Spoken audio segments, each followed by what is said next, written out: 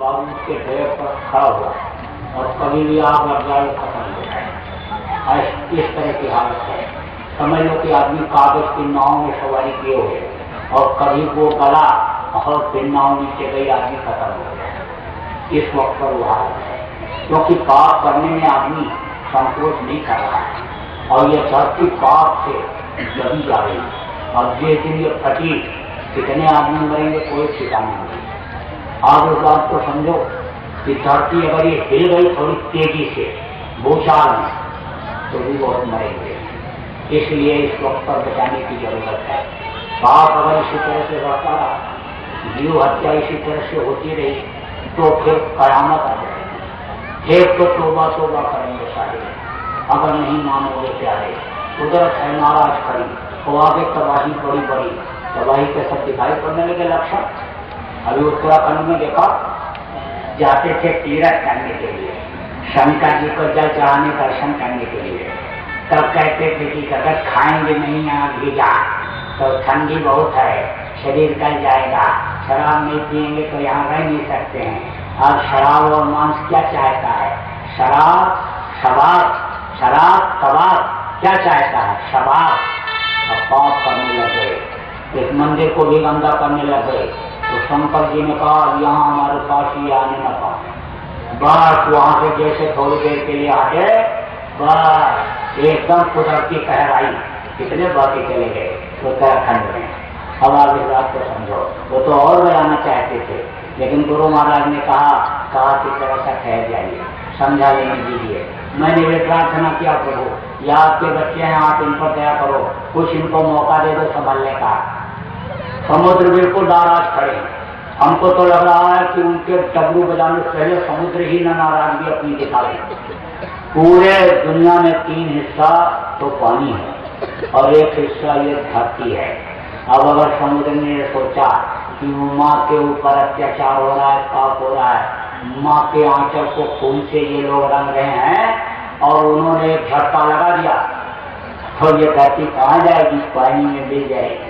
और ये जितने मछली खाने वाले हैं सब समुद्र में जाएंगे, कहेगा ले खाओ जितनी खाते हो। क्या होगा इंसान का?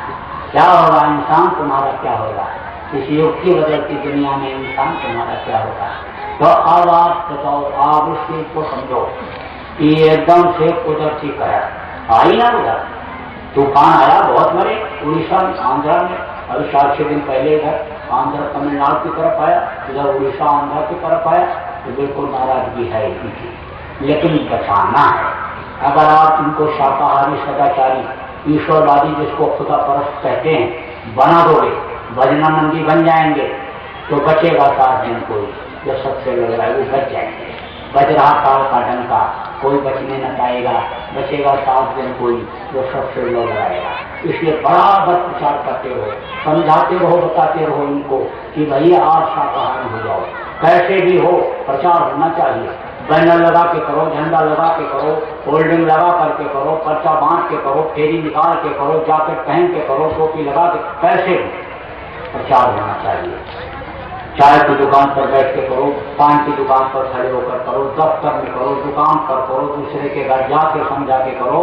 लेकिन एक काम अपने लिए भी बना लो, गृहस्थी के काम के साथ साथ कि भजन भी करेंगे, बाल बच्चों की देख रेख सेवा भी करेंगे और प्रचार भी करेंगे, तो ये बच जाएंगे। ये कील इनको पकड़ा दो, ये कील है इस वक्त का।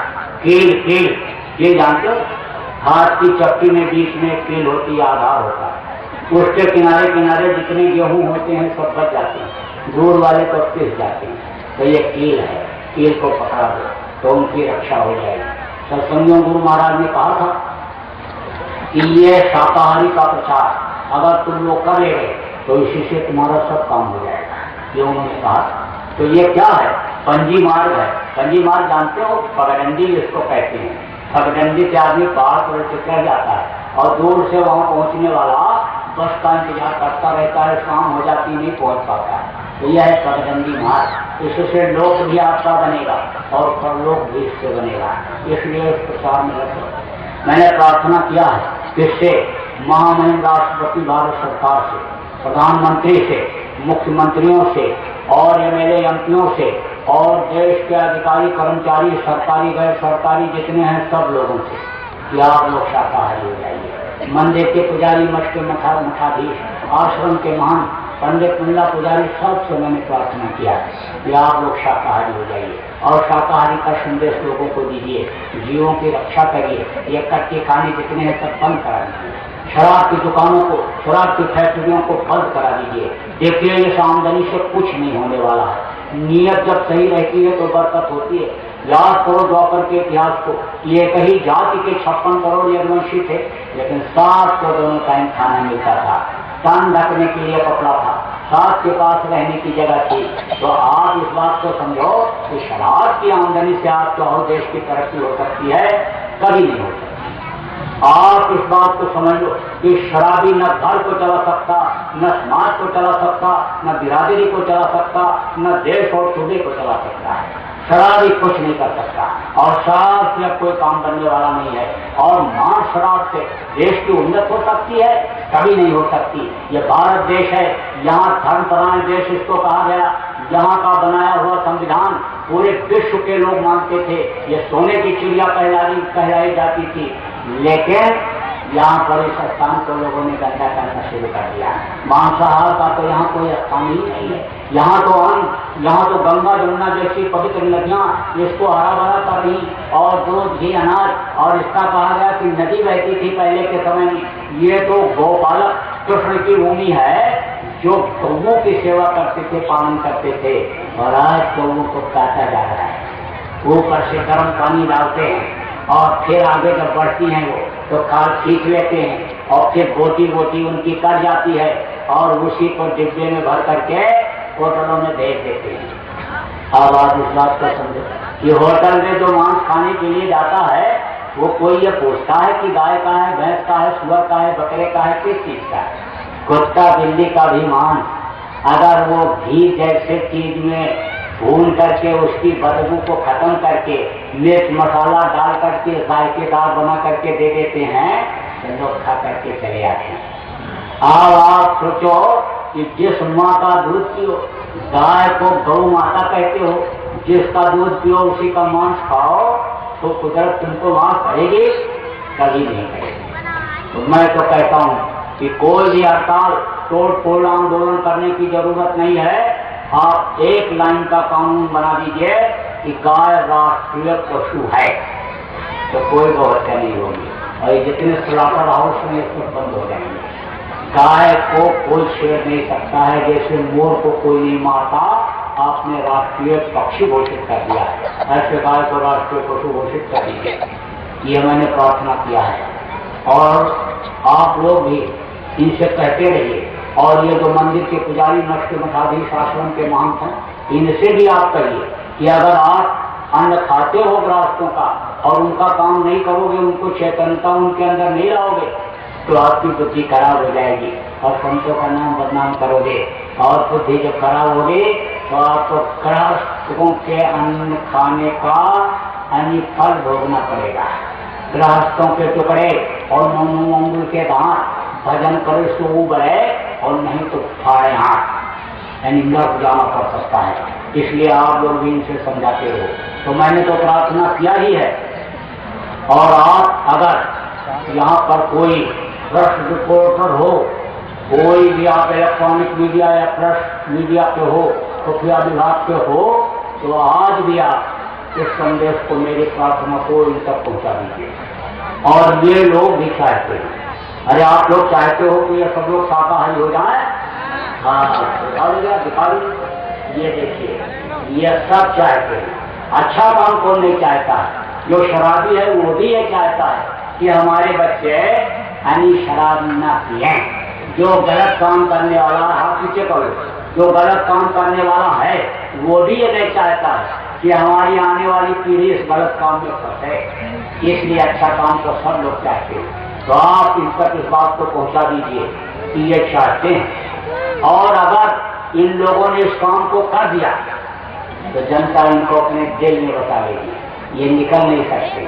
और अगर ये नहीं कर पाए तो लाखों नौजवान शाकाहारी देश में इंतजार कर रहे हैं कि हमको आदेश मिल जाए और हम करके दिखा दें। बड़ी योजना है हमारे दिमाग में नौजवानों के लिए। जितने भी नौजवान हो, जितने भी बच्चे हो, आप मेहनत से पढ़ना, ईमानदारी से धंधा काम करना और माता पिता की सेवा करना, उनके आज्ञा का पालन करना, उनका आशीर्वाद लेना। उनका आशीर्वाद जब लोगे तो उनके आशीर्वाद से फूलो फलोगे। आप उस बात को समझो नौजवान कि चरित्र आभूषण है। अगर कपड़ा आदमी का उतार दिया जाए औरत का तो बिल्कुल बेकार लगेगा। ये कपड़ा और जेवर ये आभूषण है, उसी तरह से चरित्र आभूषण है। तो चरित्र गिरने न पाए, money is lost, nothing is lost, health is lost, something lost, but character is lost, everything lost. अगर चरित्र चला गया तो सब चला गया। इसलिए चरित्रवान रहना आपके लिए योजना है, अधिकारी कर्मचारियों के लिए भी है और काश्तकारों के व्यापारियों के लिए भी है योजना। सब दिमाग में योजना है। तो थोड़ा सा ये खराब समय ये निकलने दो, उसके बाद अच्छा समय तो आएगा ही। कश्मीर से कन्याकुमारी तक कोई भी मांस की दुकान नहीं होगी, मदिरा की दुकान नहीं होगी, कोई भी चोरी गिरफ्तार करने वाला नहीं होगा। समय पर जाड़ा, समय पर गर्मी और समय पर बरसात होगी। नियत लोगों की अच्छी हो जाएगी। दोनों टाइम सबको खाना मिलेगा, तन रखने के लिए कपड़ा मिलेगा, मकान मिलेगा, न्याय और सुरक्षा मिलेगी। लोग खुशहाल रहेंगे, भजनानंदी बनेंगे, भजन करेंगे। जब भजन की ताकत आ जाएगी तो इन विदेशियों के मंसूबे सब फेल हो जाएंगे। आज उस बात को समझो, ये कह रहे हैं तुम बम बना रहे, परमाणु बम बना रहे, कीटाणु बम बना रहे हैं और हम छोड़ेंगे भारत के लोगों के ऊपर जाएंगे ये कीड़े और उनको खा जाएंगे, वो मर जाएंगे। कुछ नहीं होगा, कुछ नहीं। आप इस बात को समझ लो, वापस सब उन्हीं को ऊपर जाएंगे जब ये थोड़ा भजन करने लग जाए। भजन में कम ताकत होती है, बहुत बड़ी शक्ति भजन में हुआ करती है। तो भजनानंदी लोग बन जाएंगे। भारत का बनाया हुआ संविधान पूरे विश्व में लागू होगा और विश्व के लोग यहाँ न्याय लेने के लिए आएंगे। ये भारत सिरमौर होगा आगे चल करके, वो समय हमको दिखाई पड़ रहा है। लेकिन थोड़ा सा आप अपने को उसके लायक बना लो, सतियों के लायक आप बना लो, अच्छे समय के लिए आप अपने को तैयार कर लो। तो आप ज्यादा समय नहीं लूंगा, भूख तो नहीं लगी आपके आए हो, लेकिन बगैर ध्यान ध्यान कराए छोड़ूंगा, थोड़ी थोड़ी देर कराऊंगा, ठीक है कैसे करेंगे नहीं हो। और ये देखो ये बच्चे बैठे हैं, देखो बच्चे तुम लोग मेहनत से पढ़ना, लेकिन अगर कहीं कोई सवाल परीक्षा के समय पर भूल जाओ तो आंख बंद करके जय गुरुदेव बोलना, तो सवाल समझ में आने लगेगा। लिख के चले जहाँ 40 नंबर मिल जाता है 60 नंबर मिल जाएगा। लेकिन शाकाहारी रहना, आप घर में भी अगर बनता होगा तो मत खाना, अलग से रोटी खा लेना, सूखी रोटी, सूखी सब्जी डाल लेना, मांस मत खाना। और माता पिता को भी शिक्षा देना, कहना भाई ये गलत चीज है, इससे बुद्धि खराब हो जाती है, इसको मत खाओ। तो थोड़ी देर बैठ जाओ, ध्यान में ऊपर से कपड़ा डालो, कपड़ा डालो, ये मत सोचे ना बैठा के निकल जाएंगे। मैं भी यहीं बैठा हूँ, देर से नहीं बैठा, चारों ऊपर से कपड़ा और आंख बंद करो, आंख बंद करो और दूर अंधेरे में देखो एक जगह, दोनों आंखों को टिकाओ। बैठो, ज्यादा देर नहीं बैठाऊंगा, बैठ जाओ, मन को रोको। अभी तो थोड़ा बताऊंगा कैसे, देर तक घर पे करोगे तब दिखेगा, और मन को रोक ले जाओगे यहीं दिख जाएगा। बैठ जाओ, ध्यान लगाओ, जब कहूंगा तब खोलना। बैठ जाओ सब लोग, कपड़ा डाल लो ऊपर।